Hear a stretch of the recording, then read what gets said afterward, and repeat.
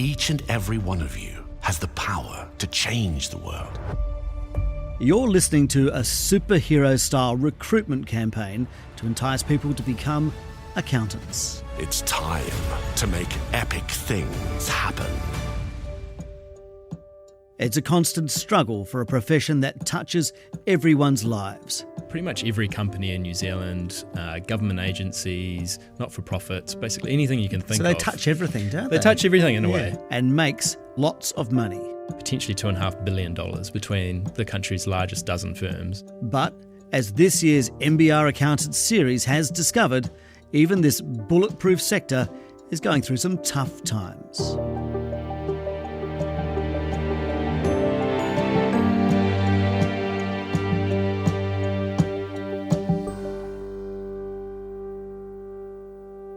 Welcome to the NBR Podcast.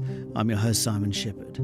This week, the NBR is publishing its annual focus on our bookkeepers, simply called The Accountants. The series manages to lift the lid on what's traditionally a very private sector.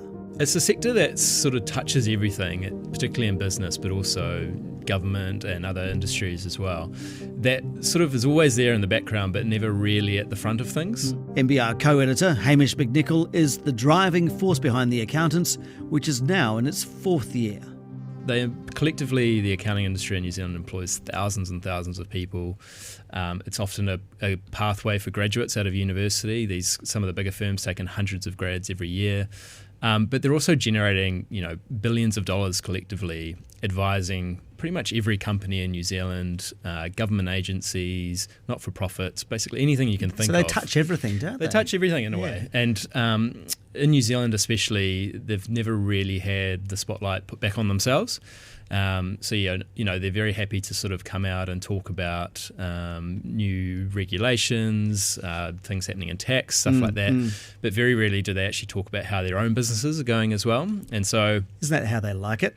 Of course, yeah. There's a reason why. But in other markets around the world, these firms all publicly report their financials. Right. The closest example would be Australia, where they actually come out with their revenue every year. But in New Zealand, they weren't doing it. And so, a few years ago, we thought, why don't we ask them? And they agreed. That's a key question here. Because they're private businesses, they don't need to report their figures. No. But so why are they telling you? There's an element of one told me, so the rest told me. But to be fair as well, some of the firms do give us specific revenue numbers. Other firms will only give it to us in a bracket of, Deloitte, for example, tell us they're more than 450 million. Right. EY tells us they're between 250 and 299 million. Wow. So they're giving us vague brackets. It gives us a pretty good idea. Yeah. They do give us annual growth. It's important to say that they're not giving us profits or partner profits, especially, so how much their partners are taking home every year. But it does still, I think, give a sense of the size and shape of the industry in New Zealand. Last year's survey, they were sort of approaching potentially $2.5 billion between the country's largest dozen firms. Yeah. So that's quite a lot of revenue in New Zealand. And like I said at the start, they're advising pretty much every company in New Zealand on how they run their business. And so it's just interesting to understand how their own businesses are going as well. So, fourth year, what's the overarching theme? There's been a slowdown. There's been a big slowdown. So some of the firms even have gone backwards. KPMG, one of the big four, has gone down 6% year on year. PwC down 5%. They had to cull 40 staff from their government consulting business. I'm sure you remember election in 2023, a big part of National's pitch was we're going to cut down on all this consultant spending. It's got out of hand, all that sort of stuff. So a couple of these firms, KPMG as well, have had to make people in their government advisory businesses redundant. Yep. And so there's been a big slowdown in government advisory work. That's had a big impact. But also as well, EY's outgoing managing partner, Simon O'Connor, told me, look, we sort of track with GDP. Okay. And so basically these firms are as busy as their clients are. And as we know, the last year, 18 months has been pretty tough in New Zealand. Yeah. So we've had the recession. And so it's unsurprising that the firms have had a slowdown as well. And so these companies are bellwethers of the economy. Is that what you're saying? Pretty much. And especially, so the biggest firms, the big four, they are traditionally a lot bigger in the sort of advisory space. So consulting on big, longer-term projects for these companies. Deloitte has previously told me up to sort of 75% of their revenue is in advisory. Okay. And so, companies at the moment are sort of getting back to basics. They're focusing on business as usual, just trying to weather the storm, as it were. And so they're not doing as many of these big, longer-term projects. They're not thinking about transformation. Some of them are, but that means that the advisory work for these firms is slowing down, and it just gives us a sense that, as all the companies in New Zealand sort of buckle down a little bit, so it goes for the firms there as well. Yeah, it's not all. I mean, obviously the big four or the big five, as make up the majority of the sort of the growth and the revenue or the lack of growth. What's happening in the middle, though? I mean, because as private companies are buckling down, is it flowing through there, or are they keeping their head above water? Yeah, so interesting you say the big five. BDO in New Zealand has grown really strongly for the last few years. Okay. They've sort of always been on the cusp. There has been the big four, Deloitte, PwC, KPMG, EY. BDO has always been sort of next in line all around the world. They've had a really strong few years in New Zealand. Right. Part of that is they've got a lot of offices all around the country. They've been acquiring firms in other parts of the country, and so they're growing. But they also have just they call themselves full service. They sort of do everything to all people. They've got lots of really long-standing clients that they've been working with for a long time. And so those relationships, so they recorded 7% growth in the year that's just been, which is one of the highest organic growth numbers. Grant Thornton, another in that sort of next pack, which recorded revenue between 50 and 100 mil last year. They were up 9% again. Okay. So Baker Tilly, though, only up 3%.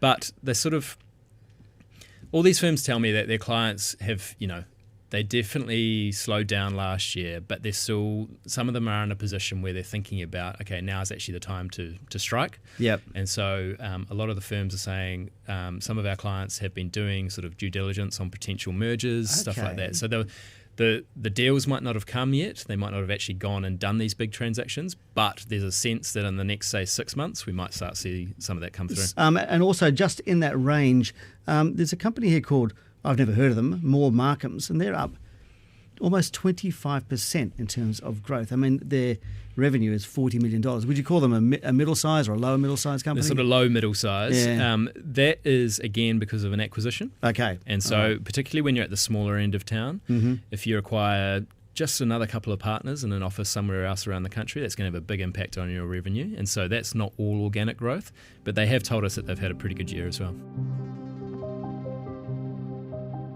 It is not all about the large companies or even just the middle-sized companies. Journalist Kate McVicker has also worked on the Accountant series, focusing on the smaller end of town. Kate, I just wonder, how has the recession treated the smaller firms? It's been pretty mixed, to be fair, Simon. So some areas have been busier and quieter. So you've got things like audit that are still really growing, and a few players have actually pulled out of the audit scene. So that obviously creates more business for the ones that are still there. But obviously things like consulting and transactions are a bit quieter as well. The other thing we noticed was firms reported that the start of the year was a bit busier than the end of the year. Okay. So things sort of dropped off as we went through. Okay. So are they all growing, these smaller firms, or anybody going backwards? No, actually everyone reported growth this year, Okay. so between 2% and 72%. Okay, so 2%, that's not a lot of growth. Who was that? That was RSM. RSM, and they're just a general all-purpose accountancy firm? Yeah, they do a mix of services, so between the different offices. Okay. They're based around Auckland. Right, so that was one end, and then the other end, you said 72% growth. Yeah, that's Acclime. So that was actually largely due to a couple of acquisitions. Some Okay. acquisition activity there. Right, so they're buying other accountancy firms. Yeah, exactly. So that sort of bolsters the figure a little bit. It's not cheating, but... But is it? No, not cheating. No. Obviously, this is a way that firms grow. Is Exactly. it because, it's been a good time, if you're in a good position, to be able to buy other people, I guess? Well, you're going to have to read all about that. Okay, I'm looking forward to that, obviously. So they're the standouts. You said that it's been up and down for them, but is the mood of the smaller firms confident going forward or negative? They're probably a bit more confident, to be fair. They're still expecting things to be sort of a bit mixed, but actually, to your point just before, a few of the firms actually are looking at expanding. Are they? Yes, so Right. that's quite interesting. We've got a couple of firms that have been quite sort of inward focused for the last year or two, and they're starting to think, maybe we should pick up another office here or there or whatnot. So I think that's something to really keep an eye Yeah, on. we've been talking to Hamish about accountancy firms being like a bellwether or a canary in the coal mine for the economy, and so these smaller firms that you're saying maybe thinking, okay, it could be time. Exactly. A major issue for the accountancy sector is recruiting new accountants. As you heard at the beginning of the podcast, there was a Marvel-style superhero campaign to attract new graduates. But other efforts have been more viral. There was an actor whose accountant's song became a meme. What do you do? I'm an accountant. Where do you work? At a place where accountants work. And a trend of young accountants doing day-in-the-life short videos on I TikTok. got unpacked and I instantly started tucking into some spreadsheet. Best shortcut is Alt-WVG. Here's Kate McVicker again. One of the issues that affects the accountancy industry sector is recruitment. A lot of that's due to perception. It's not seen as a sexy thing, is it? Well, snappy edits can make anything that's sexy on TikTok. Or on TikTok or even on podcast. But yeah, so what have you seen on TikTok? If you're saying it's a snappy editing. Yeah, well, I mean, I think it's been around for probably a year or two, but there was sort of a surge of people sort of posting sort of snappy edits and TikToks of, come for a day in the life with me to my, accounting firm, Right.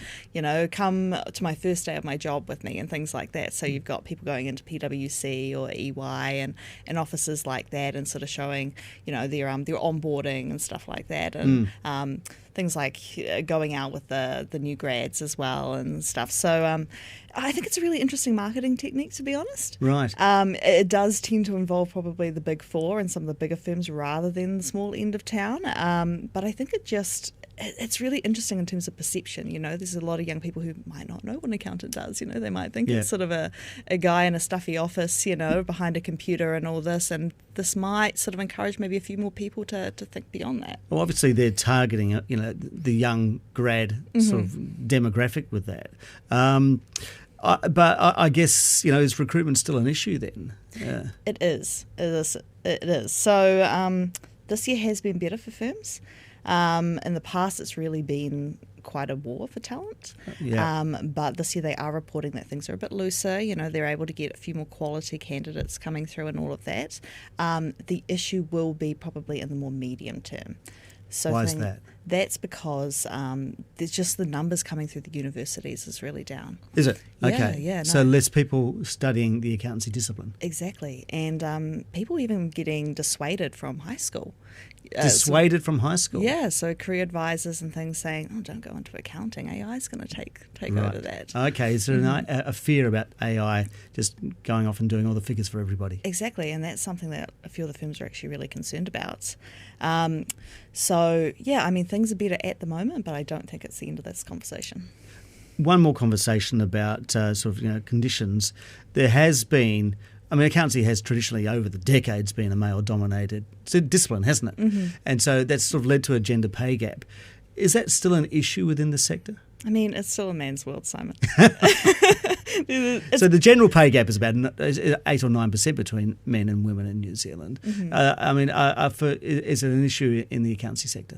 It is getting better, I think. I don't have the numbers in front of me, but I think firms are taking it a lot more seriously is probably what I would say. They're recognising that for their firms, for clients, and even for sort of young graduates and that sort of recruitment thing we were just talking about, that they need actually women in higher up and in these sort of partner positions and even higher, for role models and for diversity of opinion and things like that. So I think they are starting to look at, where are the bottlenecks and what can we do about that? And some firms are even reporting positive gaps this year, actually. Oh, really? So, where women are actually getting paid a little bit more than men. Well, there you go. They are leading the way. Yeah, so I don't think we've broken the glass ceiling, but perhaps there's some cracks. Kate just mentioned partnerships, the company model where you join and work for decades until you make partner and get a slice of the profits. It's a business model that could be changing. Here's Hamish McNichol. The thing is now is that sort of over the last decade or more, that track to being made partner has got longer. And so to be made partner in a firm, you need to stay there longer. And people are less inclined to hang on for longer at a firm. Yeah. There's other things as well, like just changing attitudes to work, and sort of other industries have become more attractive, arguably, as well. The industry has been doing a lot of work on attracting talent and making sure talent still comes to the industry. When COVID hit and these firms were all madly busy, there was a race for talent, and it was just basically hiring as many people as they could. As we saw in the data this year, they're sort of down 500, 600 people collectively as an industry. But they've also had an issue with, that sort of talent that's maybe been sort of 5 to 10 years in these sorts of roles, sort of not being able to see that next step to partnership very quickly. And so basically you've got this situation where you've got partnerships which are sort of the older people in a firm. You've got the younger generation trying to come through next, but they're not being given partnership, and so they're sort of going elsewhere. They're leaving. And so you've got to think now, do people still even want to be partners in these firms? Or, as you've seen, particularly when these firms have grown out their consulting and advisory businesses, actually a lot of those people just want to be paid as though they're in a corporate structure, so well paid, but they don't necessarily want to be partners who share in the profits. Right. And so this has been a big question you've seen all around the world. EY a couple of years ago had a global project where they were going to split the auditing, the traditional sort of accounting side from the consulting side, and make that consulting business a corporate, basically. So it wasn't a partnership model anymore. And part of the appeal of that as well is that when partnerships pay out their profits every year, there's often not anything left to invest in the future of the business. Yeah. And you can understand why. If you're a partner now, you're not necessarily going to say, yes, you can withhold some of my pay this year to invest in something that might benefit the firm 10 years down the line. And I'm not even there. I'm not going to be there to reap the benefits. Right. So you can understand why. But you've also got around the world, private equity has started investing a lot in accounting firms. Again, this has mostly been overseas, but Findex, one of the firms in our survey, they're part of an Australian group. And that Australian sort of parent company last year, Mercury Capital in Australia, invested in that firm. They were buying out from KKR, who had invested in the firm sort of 10 years ago. All right. And you can see the attraction for private equity in the industry. Generate a lot of cash. It's usually pretty steady work. They usually grow. But again, in order to be able to attract that sort of thing, you need to think about your partnership model, because an investor coming in, giving you lots of money, wants access to the profits as well. Absolutely. So again, it's about... So there could be an ongoing transformation in the way these firms are structured. And these New Zealand firms at the end of these large global networks aren't going to have very much sway over what happens in this space. But it is interesting to talk to the leadership over the last few years, and some of the leaders who have left at these firms now as well. And it's all something that they are thinking about, because there's not an easy answer to it. But the partnership model might be getting a bit outdated. What the New Zealand firms can do about it, not much, but it might happen to them out of nowhere. Okay, so if we just sort of wrap this up for this series, I mean, you say it's been a bit of a rougher ride for the sector as a bellwether of the economy. So do you canvass, looking forward, what they're feeling about the rest of 25 and maybe 26? For sure, yeah. And it is important to note, I guess, that we've been doing this in the 4 years post-COVID. Yeah. The last 4 years, the previous 3 years, they'd boomed. They'd had massive growth. These firms have done really well, and so they have come off this year, but it's been off a higher base. So they're not struggling. They're not about to collapse. Okay, but it's definitely still tough out there. A lot of the interviews, the leaders were telling me, look, a lot of our clients have been saying to us, last year was all about survive to 25. Now that we're in 25, it's about survive through 25. Okay. It's still pretty tough. Things like interest rates have come down. We've got some stability in the economy. It looks like we're sort of slowly getting out of the recession now as well. But then you've got Trump. Yep. And every other day something else is happening. Yes. And it's just really, really difficult environment to do business in at the moment. And so there is some optimism for 25, but I think we're still going to see sort of low single-digit growth at best for most of the firms, particularly the bigger ones. We are starting to look to 26, but then obviously in New Zealand that's an election year. Yep. And so more uncertainty. First 6 months of the year we might see lots of activity, and then it'll just shut down again. So it's that gives you something to report on for the next year. Yeah, exactly. No, it keeps it going for a bit longer. But it's still tough out there. I think you will see a few more deals from a couple of firms, but we're not about to rush back to activity. And that wraps up this episode of the NBR Podcast. Thanks to content producers Joseph Hisayasu and Jake Latham. Don't forget, member subscribers get exclusive access to the full Accountants series, so sign up at nbr.co.nz and you also get early access to new podcast episodes. Up next, the bogan CEO of Craig's Investment Partners and the $100 million plus stake sold to private equity. I'm Simon Shepherd. We'll catch you then.